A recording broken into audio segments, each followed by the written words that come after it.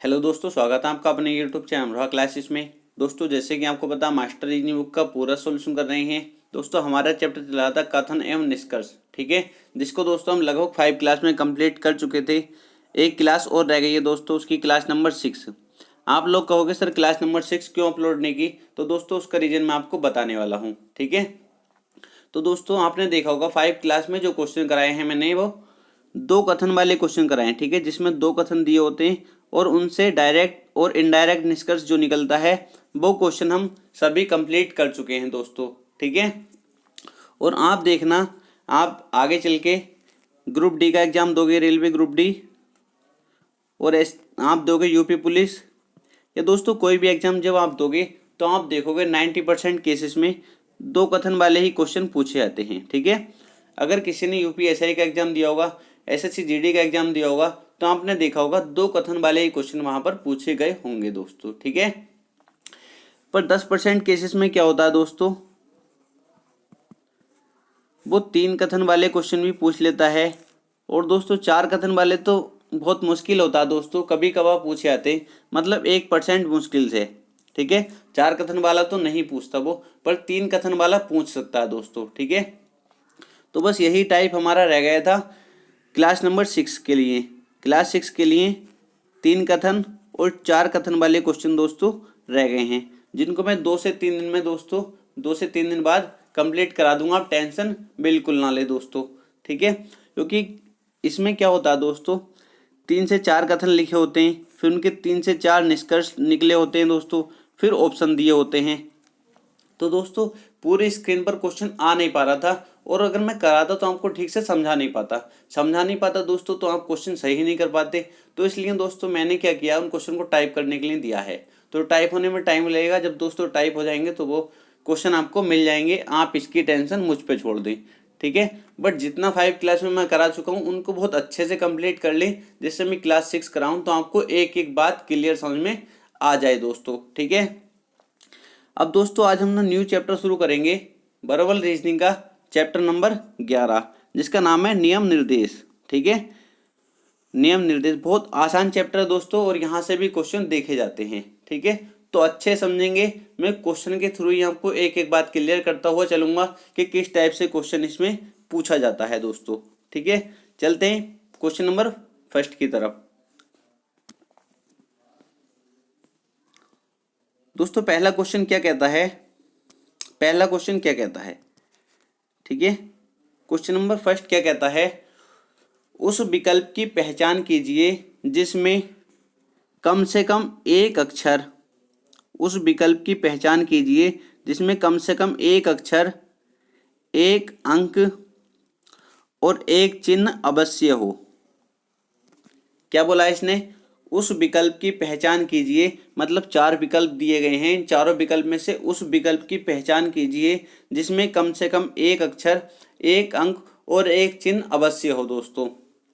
तो सभी स्टूडेंट जानते हैं अक्षर क्या होते हैं, ए बी सी। दोस्तों इस टाइप के जो होते हैं जेड तक, ए टू जेड वर्णमाला जो होती है उसमें क्या होते हैं दोस्तों, वो अक्षर होते हैं, ठीक है। क्लियर है, अक्षर तो सभी स्टूडेंट जानते हैं। दोस्तों अंक क्या होते हैं, वो भी सभी स्टूडेंट जानते हैं, 1 2 3। दोस्तों इस तरीके से जो होते हैं वो क्या होते हैं, अंक होते हैं दोस्तों। और चिन्ह क्या बोला है दोस्तों, इसके अकॉर्डिंग हम देखेंगे तो इसमें चिन्ह का प्रयोग करा गया है, जैसे त्रिभुज चिन्ह का प्रयोग करा गया है, वर्ग चिन्ह का प्रयोग करा गया दोस्तों, आयत का भी कर सकता था वो, ठीक है। ये क्या है, चिन्ह है दोस्तों, ठीक है। इतनी बात क्लियर हो गई। अब तो आप क्वेश्चन को सोल्व कर ही सकते थे। क्या बोला गया था, उस विकल्प की पहचान कीजिए जिसमें कम से कम एक अक्षर, कम से कम एक अक्षर तो होना चाहिए, ज़्यादा कितने भी हों पर कम से कम एक तो होना ही चाहिए उस विकल्प में। अगर एक भी नहीं है तो वो हमारा आंसर नहीं होगा। इसने बोल दिया कम से कम एक अक्षर, एक अंक और एक चिन्ह अवश्य हो दोस्तों, ठीक है। जैसा पहले ऑप्शन को देखोगे, पहले ऑप्शन को आप देखोगे, आप कहोगे सर चिन्ह तो इसमें है, इसमें अंक भी है, पर क्या इसमें अक्षर है, आप कहोगे सर अक्षर नहीं है, तो ये हमारा आंसर नहीं होगा दोस्तों। इसी तरीके से आप बी ऑप्शन को चेक कर सकते हो, ठीक है। इसी तरीके से बी ऑप्शन को चेक कर सकते हो। जब आप बी ऑप्शन को चेक करोगे तो आप कहोगे सर अक्षर भी है इसमें, चिन्ह भी है, सर इसमें अंक नहीं है, तो हमारा ये भी नहीं होगा। ठीक है, आप इसी तरीके सी को चेक करोगे तो आप कहोगे सर इसमें अंक है, अक्षर है, पर इसमें चिन्ह नहीं है। तो जब हम ऑप्शन नंबर डी को चेक करेंगे तो आप कहोगे सर इसमें अक्षर भी है, अंक भी है और चिन्ह भी है। तो ये हमारा आंसर क्या हो जाएगा, ऑप्शन नंबर डी हमारा करेक्ट आंसर हो जाएगा। किसी भी स्टूडेंट को कोई भी दिक्कत इसमें नहीं होनी चाहिए दोस्तों। ठीक है, चलते हैं क्वेश्चन नंबर 2 की तरफ। क्वेश्चन नंबर 2 क्या कहता है हमारा, इसको देख लीजिए। क्वेश्चन नंबर 2 भी बहुत आसान है दोस्तों। क्या दिया इसमें, उस विकल्प की पहचान कीजिए जिसमें अक्षरों के बीच में आने वाले अक्षर एक नियम विशेष के अनुसार छूटे हुए हैं। क्या बोला इसने, उस विकल्प की पहचान कीजिए जिसमें अक्षरों के बीच में आने वाले अक्षर, मतलब अक्षरों के बीच में आने वाले अक्षर एक नियम विशेष के आधार पर, मतलब उसमें एक विशेष नियम लग रहा होगा, उस विकल्प में एक विशेष नियम लग रहा होगा, उसको पहचानना आपको। ठीक है, तो आप पहले ऑप्शन को चेक करोगे। सर पहला ऑप्शन मैंने चेक करा, RTBYZAC। इसने बोला था ना अक्षरों के बीच में आने वाले अक्षर, अक्षरों के बीच में जो आने वाले अक्षर हैं एक नियम विशेष के अनुसार छूटे हुए हैं, मतलब उनमें जो है उनके बीच जो छूटे हुए हैं उसमें विशेष नियम लग रहा होगा। जिसमें विशेष नियम लग रहा है वो ऑप्शन को आपको बताना है दोस्तों। जब आपने इसको चेक करा तो इसके बीच कितने छूटे हुए हैं, बताओ मुझको। R से T तक आप कहोगे सर +2 हुआ, कितना हुआ है, आप कहोगे सर +2। इसमें मुझे बताओ, आप कहोगे सर +2। यहाँ आप कहोगे सर +3। यहाँ आप कहोगे सर +1। यहाँ आप कहोगे सर +1। यहाँ आप कहोगे सर +2। तो आप देखोगे कोई विशेष नियम नहीं लग रहा। पहले दो जुड़े थे, फिर 3 जुड़ा, फिर 1 जुड़ गया, फिर 2 जुड़ गया है, मतलब कोई विशेष नियम नहीं है दोस्तों। तो अगला ऑप्शन को चेक करेंगे, KMORTUW। ठीक है दोस्तों, जब हम इसको चेक करेंगे तो हमने देखा K से M कितने का गैप था, आप कहोगे सर कितना +2 जुड़ा हुआ है। मैंने कहा आगे, आप कहोगे सर यहाँ भी +2। मैं कहूँगा आगे, आप कहोगे सर यहाँ +3। मैं कहूँगा आगे, आप कहोगे सर +2। आगे आप कहोगे सर +1। आगे आप कहोगे सर +2। दोस्तों आप इसमें देखोगे +2 हो रहा था, फिर +3, फिर +2, मतलब कोई विशेष नियम नहीं है इसमें भी दोस्तों। आपको इतना करने की जरूरत नहीं है, आप ऑप्शन देखते ही बता सकते हो दोस्तों। बट ये तो मैं आपको समझा रहा हूँ जो बेचारे कमजोर स्टूडेंट हैं ज़्यादा ही, वरना ये बातें तो सब मैं पिछली क्लासों में बता चुका हूँ। ठीक है, अब जब ऑप्शन नंबर सी को हम चेक करेंगे तो ऑप्शन नंबर सी क्या दिया है हमारा, SUWACE।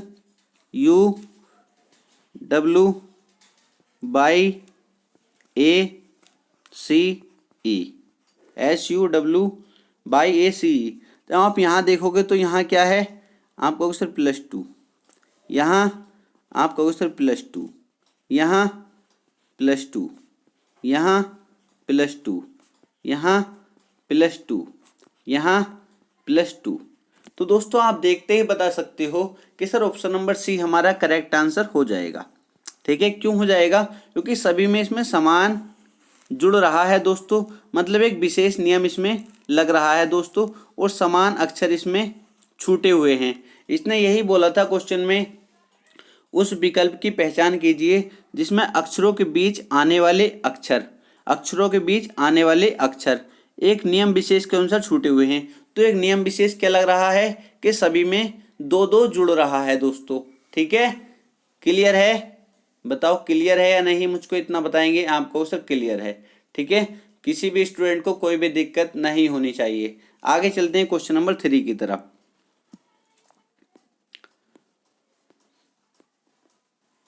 क्वेश्चन नंबर 3 दोस्तों, बहुत आसान क्वेश्चन है, ये भी बहुत आसानी से हम इसको समझने वाले हैं। क्या बोला गया है इसमें दोस्तों, उस विकल्प की पहचान कीजिए। क्वेश्चन नंबर 3 में क्या बोला गया है, उस विकल्प की पहचान कीजिए जिसमें कम से कम दो अंग्रेजी अक्षर, दो अंक तथा दो प्रतीक अवश्य हों। उस विकल्प की पहचान कीजिए जिसमें कम से कम दो अंग्रेजी अक्षर, दो अंक तथा दो प्रतीक अवश्य हों। दोस्तों अक्षर आप जानते ही हो ABCD, और अंक भी आप जानते हो 1 2 3, और प्रतीक भी आप जानते हो दोस्तों। फ़ोन यूज करते हो तो फ़ोन में आपने देखा होगा इस तरीके के प्रतीक होते हैं, जैसे @ स्टार, हैज।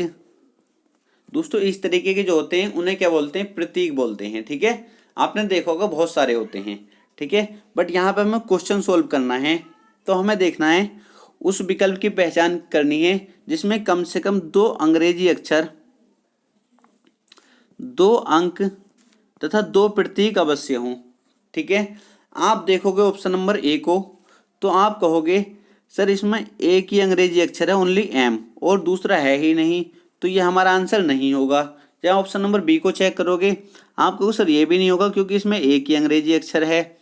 आप जब सी को चेक करोगे तो आप कहोगे सर दो अंग्रेजी अक्षर ये रहे, एक M एक Q, दो अंक आप कहोगे सर एक 6 एक 9, क्लियर है। दो प्रतीक आप कहोगे सर @ और हैज। मतलब ये जो है दोस्तों जो क्वेश्चन में बोला गया है उस नियम को फॉलो करता है ऑप्शन नंबर सी। तो ऑप्शन नंबर सी हमारा करेक्ट आंसर हो जाएगा। किसी भी स्टूडेंट को कोई दिक्कत नहीं होनी चाहिए दोस्तों। चलते हैं क्वेश्चन नंबर 4 की तरफ। क्वेश्चन नंबर 4 क्या कहता है, क्वेश्चन नंबर 4 क्या कहता है, प्रत्येक पद में कम से कम एक अक्षर, एक अंक और एक चिन्ह हो। दोस्तों क्या कहने का मतलब है इसका, उस विकल्प की पहचान कीजिए। क्वेश्चन नंबर 4 कहता है उस विकल्प की पहचान कीजिए जिसके प्रत्येक पद में कम से कम एक अक्षर, एक अंक और एक चिन्ह हो। दोस्तों इस टाइप का क्वेश्चन हम कर चुके हैं या नहीं, कर चुके हैं या नहीं बताओ। आपको सर कर चुके हैं, इसमें कोई दिक्कत नहीं है, आप डायरेक्ट बता सकते हो इसका आंसर। ठीक है, कौन सा ऑप्शन बताना है जिसमें एक अक्षर, एक अंक और एक चिन्ह हो। तो आप देखोगे ऑप्शन नंबर ए को, आप देखोगे आप कहोगे सर ऑप्शन नंबर ए तो होगा नहीं क्योंकि इसमें अंक नहीं दिया। ऑप्शन नंबर बी भी नहीं होगा क्योंकि इसमें अंक नहीं है। ठीक है, और इसमें ऑप्शन नंबर बी में तो चिन्ह भी नहीं है। ऑप्शन नंबर सी को जब आप देखोगे सर अक्षर ये रहा, अंक ये रहा और चिन्ह भी आपको दिख रहा होगा ये रहा, तो इसमें तो कोई दिक्कत ही नहीं थी दोस्तों। ऑप्शन नंबर सी हमारा करेक्ट आंसर हो जाएगा। किसी भी स्टूडेंट को कोई दिक्कत नहीं होनी चाहिए दोस्तों। ठीक है, आगे चलते हैं क्वेश्चन नंबर 5 की तरफ।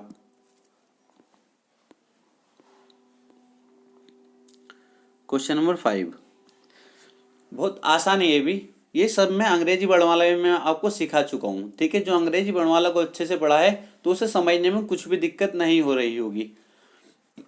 क्वेश्चन नंबर 5 बोला है उस विकल्प की पहचान कीजिए जिसमें अंग्रेजी अक्षर वर्णमाला के क्रमानुसार हैं। जो अंग्रेजी अक्षर हैं वो वर्णमाला के क्रमानुसार है, मतलब जैसे वर्णमाला में क्रम के अनुसार लगे होते हैं उसी तरीके से जिस ऑप्शन में लगे हैं वो हमको बताना है दोस्तों। ठीक है, जैसे ABCDEF दोस्तों ये जो लगे हैं वर्णमाला के क्रमानुसार लगे हैं दोस्तों। ठीक है, तो वही ऑप्शन हमको बताना है। जैसे मैं बीच से भी लिख दूं CDEF दोस्तों हैं तो वर्णमाला के क्रमानुसार ही, चाहे आगे के अक्षर इसने नहीं दिए पर यहाँ से जो दिए हैं CDEF अब भी तो ये वर्णमाला के क्रमानुसार ही हैं। आपका सर बिल्कुल है। अगर मैं इनको ऐसे लिख देता CDEF, क्या ये वर्णमाला के क्रमानुसार थे? आपको सर नहीं, बिल्कुल नहीं, क्योंकि सी के बाद डी आना चाहिए था, डी यहाँ पर लगा दिया, तो ये वर्णमाला के क्रमानुसार नहीं है दोस्तों। ठीक है, अब आप ऑप्शन देखते ही बता सकते हैं कौन सा ऑप्शन हमारा करेक्ट होगा। तो आप देखते ही कहोगे सर ऑप्शन नंबर सी हमारा करेक्ट आंसर हो जाएगा, क्योंकि IJKLM ये अंग्रेजी वर्णमाला के क्रमानुसार हैं या नहीं बताएंगे मुझको। आप कहोगे सर बिल्कुल है, तो किसी भी स्टूडेंट को कोई दिक्कत नहीं होनी चाहिए। आप और ऑप्शन को चेक कर सकते हो दोस्तों, किसी में भी ऐसा रूल नहीं है, कोई भी नहीं है अंग्रेजी वर्णमाला के क्रम अनुसार दोस्तों। ठीक है, आप इसको देखोगे आई एच, तो पहले आई आएगा एच आएगा, आप कहोगे सर एच आई होना चाहिए था यहाँ, तो जब ही तो अंग्रेजी वर्णमाला के क्रम अनुसार होता। तो आप इसी तरीके से इनको भी चेक कर सकते हैं, इनको भी चेक कर सकते हैं, इसको भी चेक कर सकते हैं। आप देखोगे आपका आंसर ये आएगा, क्योंकि इसमें अंग्रेजी वर्णमाला के क्रम अनुसार सभी अक्षर लगे हुए हैं दोस्तों। ठीक है, किसी भी स्टूडेंट को कोई डाउट होता है दोस्तों, कमेंट बॉक्स में कमेंट कर जरूर बताना। ठीक है, चलते हैं क्वेश्चन नंबर 6 की तरफ।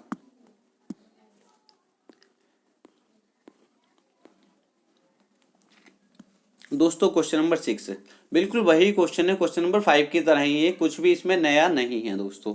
ठीक है, इसमें क्या बोला गया है, उस विकल्प की पहचान कीजिए जिसमें अंग्रेजी अक्षर अक्षर वर्णमाला के विपरीत क्रम में है। बस क्वेश्चन नंबर 5 में क्या बोला गया था, वर्णमाला के क्रम अनुसार लगे हुए हैं, उस ऑप्शन को आपको पहचानना था। पर आपको क्या उस ऑप्शन को आपको पहचानना है, उस विकल्प को पहचानना है जिसमें अक्षर वर्णमाला के विपरीत क्रम में हैं दोस्तों, विपरीत क्रम में हैं। जैसे मैं आपसे कहूं, जैसे मैं आपसे कहता हूं L M N O P, ठीक है, ये क्या है, ये क्या है, आप कहो सर अंग्रेजी वर्णमाला के क्रम अनुसार हैं। मैं कहूं इनको विपरीत क्रम में लिखो, तो यार मैंने सिखाया था ना, मैंने आपको, मैंने जब अंग्रेजी वर्णमाला का चैप्टर बताया था तो उसमें भी कराया था, और इतनी बात सभी स्टूडेंट जानते हैं। मुझको इसको विपरीत क्रम में लिखना है, तो इसको पलट दूंगा मैं, पी यहाँ आ जाएगा, ओ एन एम एल, ये कब क्या है, अब विपरीत क्रम में लिखे हुए हैं दोस्तों। ठीक है, विपरीत क्रम में है नहीं, आप कहोगे सर बिल्कुल है, तो आपको वही ऑप्शन तो देखना था, देखते ही लगा दोगे ऑप्शन नंबर सी, सर विपरीत क्रम में लिखा हुआ है, क्योंकि विपरीत क्रम में क्या, इधर से चेक करेंगे L M N O P, बिल्कुल सही है। और किसी ऑप्शन को आप चेक कर सकते हैं, आप और किसी ऑप्शन को चेक कर सकते हैं, इसको चेक कर सकते हैं, इसको चेक कर सकते हैं दोस्तों, आप किसी में भी नहीं देखेंगे ये रूल लगता हुआ दोस्तों। ठीक है, किसी भी स्टूडेंट को कोई दिक्कत तो नहीं है ना, कोई दिक्कत होती है दोस्तों कमेंट बॉक्स में ज़रूर बताना। ठीक है, चाहे मुझको वीडियो डिलीट करना पड़े, अगर आपके समझ में नहीं आता तो मेरा पढ़ाने का कोई भी फ़ायदा नहीं है दोस्तों। अगर नहीं आता कमेंट बॉक्स में कमेंट करिए, दोबारा वीडियो बनाऊंगा दोस्तों। बट मुझसे जो बच्चा पढ़ता है उसका सिलेक्शन होना चाहिए दोस्तों, वो कभी भी जो सब्जेक्ट में पढ़ाता हूँ उसमें मार नहीं खाना चाहिए, मेरा बस यही टारगेट रहता दोस्तों। जो बच्चा मुझसे पढ़ता है उसको जिस सब्जेक्ट को मैं पढ़ाता हूँ उसमें तो किसी से पीछे रहे ना। ठीक है, चाहे मुझे कितनी भी मेहनत करनी पड़े। तो दोस्तों यहाँ तक क्लियर है, क्लियर है नहीं, आपका उत्तर क्लियर है। आगे चलते हैं क्वेश्चन नंबर 7 की तरफ।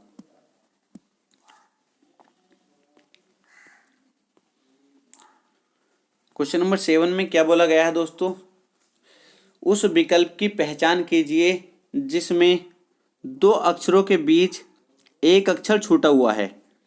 उस विकल्प की पहचान कीजिए जिसमें दो अक्षरों के बीच एक अक्षर छूटा हुआ है दोस्तों। आप देखते ही पता कर सकते हैं, दो अक्षरों के बीच एक अक्षर छूटा हुआ है। आप ऑप्शन नंबर ए को देखोगे, आप ऑप्शन नंबर ए को देखोगे, आप ओ पी पर जब देखोगे, क्या इनके बीच ओ पी के बीच कोई अक्षर छूटा हुआ है? आप कहोगे सर ओ के बाद पी आ जाता है, कोई भी छूटा हुआ नहीं है। जहाँ ऑप्शन नंबर बी को देखोगे, यहाँ पे देखोगे टी यू, आप कहोगे सर इनके बीच तो कोई भी अक्षर छूटा हुआ नहीं है, टी के बाद यू आ जाता है। तो जब आप ऑप्शन नंबर सी को देखोगे एन ओ, क्या कोई अक्षर छूटा हुआ है? आप कहोगे सर कोई भी अक्षर छूटा हुआ नहीं है, उसने बोला था एक अक्षर छूटा हुआ होना चाहिए। तो दोस्तों ये भी हमारा आंसर नहीं होगा, ये भी नहीं होगा, ये भी नहीं होगा, तो आंसर कौन सा हो जाएगा? Option number D. क्या इसमें रूल फॉलो करता है, ये भी तो चेक कर लें। आप कहोगे सर चेक करो, M O Q S U, तो मुझे बताओ इनके बीच कौन सा छूटा हुआ है? आप कहोगे सर एन, मैं कहूँगा इनके बीच, आप कहोगे सर पी छूटा हुआ है, मैं कहूँगा इनके बीच, आप कहोगे सर आर छूटा हुआ है, इनके बीच आप कहोगे सर टी छूटा हुआ है। तो ये हमारा रूल फॉलो कर रहा है या नहीं? जो क्वेश्चन में बोला गया था उस नियम को फॉलो कर रहा है ये ऑप्शन या नहीं। आप कहोगे सर कर रहा है। जब कर रहा है तो हमारा कौन सा आंसर हो जाएगा? Option number D. ठीक है, किसी भी स्टूडेंट को कोई दिक्कत नहीं होनी चाहिए। चलते हैं क्वेश्चन नंबर 8 की तरफ। दोस्तों क्वेश्चन नंबर 8 देखेंगे आप, बिल्कुल सेम क्वेश्चन है, बस थोड़ी सी लैंग्वेज चेंज करी है उसने। ठीक है, ये भी क्वेश्चन पूछा हुआ है एसएससी स्टेनो 2012 में। ठीक है, तो दोस्तों बिल्कुल सेम क्वेश्चन है, थोड़ी सी लैंग्वेज घुमा दी है बस इसने। क्या बोला है? संलग्न अक्षरों के बीच से छोड़ दिए जाने वाले अक्षरों की संख्या इस श्रृंखला में स्थिर है। मतलब किस श्रृंखला में स्थिर है उस विकल्प को आपको पहचानना है दोस्तों, इन चारों ऑप्शन में से। संलग्न मतलब पास में जो लगे हुए अक्षर हैं। ठीक है, पास में जो लगे हुए अक्षर हैं उनके बीच छोड़ दिए जाने वाले अक्षरों की संख्या, उनके बीच जो अक्षरों छोड़े गए अक्षर हैं उनकी संख्या किस श्रृंखला में स्थिर है, मतलब वो ऑप्शन आपको बताना है। ठीक है, तो आप जब देखोगे, आप देखोगे पी क्यू, इनके बीच तो कोई भी अक्षर नहीं छोड़ा गया, इनके बीच तो कोई भी अक्षर नहीं छोड़ा गया, तो ये आंसर हमारा नहीं होगा। और फिर आप इसको चेक करोगे, H J L M O. ठीक है, यहां पे क्या छोड़ा गया है? आपको सर आई, यहां पर आप कहोगे सर के, यहां पर आप कहोगे सर यहां तो छोड़ा ही नहीं गया, तो दोस्तों ये भी हमारा आंसर नहीं होगा। अब जब आप ऑप्शन नंबर सी को चेक करोगे, ऑप्शन नंबर सी में आप क्या देखोगे? आप देखोगे यहां आर एस, यहां भी कोई नहीं छोड़ा गया। ठीक है, जब ऑप्शन नंबर डी को देख रहे होगे तो आप कहोगे सर ऑप्शन नंबर डी हमारा करेक्ट आंसर हो जाएगा, क्योंकि ये जो क्वेश्चन में बोला गया उस नियम को फॉलो करता है। कैसे फॉलो करता है? ई जी आई के एम, क्या छोड़ा गया है? आप कहोगे सर एच, एच छोड़ा गया है। आप कहोगे सर एफ, यहाँ पे क्या छोड़ा गया है? आप कहोगे सर यहाँ छोड़ा गया है एच, यहाँ पर जे, यहाँ पर एल। दोस्तों आप देख सकते हैं ये जो क्वेश्चन में बोला गया था उस नियम को फॉलो कर रहा है, तो ऑप्शन नंबर डी हमारा करेक्ट आंसर हो जाएगा। किसी भी स्टूडेंट को कोई दिक्कत नहीं होनी चाहिए दोस्तों। ठीक है, सभी स्टूडेंट यहाँ तक क्लियर है? किसी को कोई दिक्कत तो नहीं हुई दोस्तों? दोस्तों बस इतनी सी रिक्वेस्ट रहती है यार, वीडियो को लाइक कर दिया करो। ठीक है, मेरे कहने की हिम्मत नहीं बढ़ती, मेरा मन नहीं करता बिल्कुल भी, क्योंकि अच्छा नहीं लगता कहते हुए। ठीक है, तो दोस्तों आप खुद ही समझदार हैं, इतना तो आप खुद ही कर सकते हैं। आगे चलते हैं क्वेश्चन नंबर 9 की तरफ। क्वेश्चन नंबर 9 दोस्तों आपको आंसर बताना है क्वेश्चन नंबर 9 का। ठीक है, इस क्वेश्चन का आंसर आपको कमेंट बॉक्स में बताना है, क्योंकि ये वही क्वेश्चन है जो मैं आपको करा चुका हूँ। तो आपको भी तो आना चाहिए, क्या मैं कुछ सीखा आज की क्लास से, क्या मुझसे क्वेश्चन करने आए या नहीं आए दोस्तों, ये बताना है आपको। ठीक है, ये भी क्वेश्चन पूछा गया है एसएससी स्टेनो 2013 में, तो ये क्वेश्चन आपको आने चाहिए। इसका दोस्तों आंसर आपको कमेंट बॉक्स में बताना है। अगर आपका सही होगा दोस्तों तो मैं आपको कमेंट में रिप्लाई करके जरूर बताऊंगा। आगे चलते हैं क्वेश्चन नंबर 10 की तरफ। क्वेश्चन नंबर 10 काफी इजी क्वेश्चन है दोस्तों। क्या बोला गया है क्वेश्चन नंबर 10 में? कुछ भी नहीं है। उस विकल्प की पहचान कीजिए जिसमें कम से कम एक अंग्रेजी अक्षर, एक रोमन अंक, एक चिन्ह अवश्य हो दोस्तों। ठीक है, तो कोई भी स्टूडेंट कर सकता था यार, इसमें कुछ बड़ी बात है, सारे क्वेश्चन ऐसे ही तो किए हैं अभी, बट मैं इस क्वेश्चन को करा देता हूँ क्योंकि कुछ स्टूडेंट ऐसे भी होंगे मेरे प्यारे स्टूडेंट जिनको रोमन अंक का पता ही नहीं होगा ये क्या होते हैं। ठीक है दोस्तों, मैं इनको कर देता हूँ।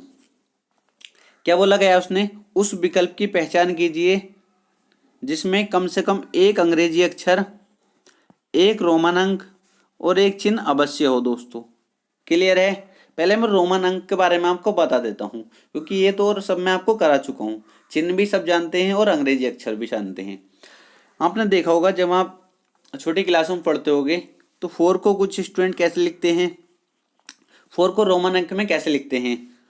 आप कहोगे सर 4, ठीक है, कुछ इस तरीके से कर देते हैं। कुछ इसके ऊपर बिंदी लगा देते हैं, ठीक है। रोमन अंक में मैं कहूँ 5 को किस तरीके से लिख देते हैं, आप कहोगे सर 5 होता है ये, रोमन अंक में है ये, ठीक है, ये रोमन अंक में है। मैं आपसे कहूँ 1 को किस तरीके से लिखते हैं, आप कहोगे सर 1 को एक सीधा सा लाइन खींच देते हैं, 2 को आप कहोगे सर 2 लाइन खींच देते हैं, ठीक है, और 3 को आप कहोगे सर 3 लाइन। क्लियर, यहाँ तक किसी स्टूडेंट को कोई दिक्कत तो नहीं है, आप कहोगे सर कोई दिक्कत नहीं है। अब तो आंसर आप डायरेक्ट बता सकते हो, किसी स्टूडेंट को कोई दिक्कत नहीं होनी चाहिए। क्या करेंगे, पहले ऑप्शन को चेक करेंगे, इसमें कोई रोमन अंक आपको दिख रहा है, आप कहोगे सर नहीं, तो ये हमारा आंसर नहीं होगा। क्या इसमें आपको रोमन अंक दिखा, आप कहोगे सर नहीं, तो ये हमारा आंसर नहीं होगा। इसमें रोमन अंक दिखा, आप कहोगे सर नहीं, ये हमारा आंसर नहीं होगा। जहाँ ऑप्शन नंबर डी को देख रहे होगे तो ऑप्शन नंबर डी में आप क्या देखोगे, क्या ये क्वेश्चन में जो बोला गया था उस नियम को फॉलो कर रहा है। एक अंग्रेजी अक्षर ये हैगा, एक रोमन अंक ये हैगा 1, एक चिन्ह ये है, ठीक है दोस्तों। तो ऑप्शन नंबर डी हमारा करेक्ट आंसर हो जाएगा। किसी भी स्टूडेंट को कोई भी दिक्कत नहीं होनी चाहिए दोस्तों। यहाँ तक अगर किसी भी स्टूडेंट को कोई भी दिक्कत आई है तो कमेंट बॉक्स में कमेंट करके जरूर बताना दोस्तों, ठीक है। आज के लिए इतना ही था दोस्तों, 25 क्वेश्चन और रह गए हैं दोस्तों, कल मैं इसको ख़त्म कर दूंगा, ठीक है। तो दोस्तों आपसे इतनी सी रिक्वेस्ट रहेगी, अगर वीडियो अच्छा लगा तो वीडियो को लाइक जरूर करना और दोस्तों ज़्यादा से ज़्यादा शेयर कर दिया करो, ठीक है। मैंने आपसे बोला था 10 के सब्सक्राइब करा दो दोस्तों, फिर आपको कुछ नया ही देखने को मिलेगा, फिर आपको कहीं जाने की ज़रूरत ही नहीं पड़ेगी। सारे सब्जेक्ट आपको इतने क्लियर करा दूंगा, आप कहोगे सर पूरे में से पूरे ही नंबर आएंगे हर सब्जेक्ट में, ये मेरा आपसे वादा है दोस्तों, ठीक है। तो बस दोस्तों अगर वीडियो अच्छा लगा तो वीडियो को लाइक करना और चैनल को सब्सक्राइब नहीं किया तो चैनल को सब्सक्राइब कर देना। मिलते हैं नेक्स्ट वीडियो में।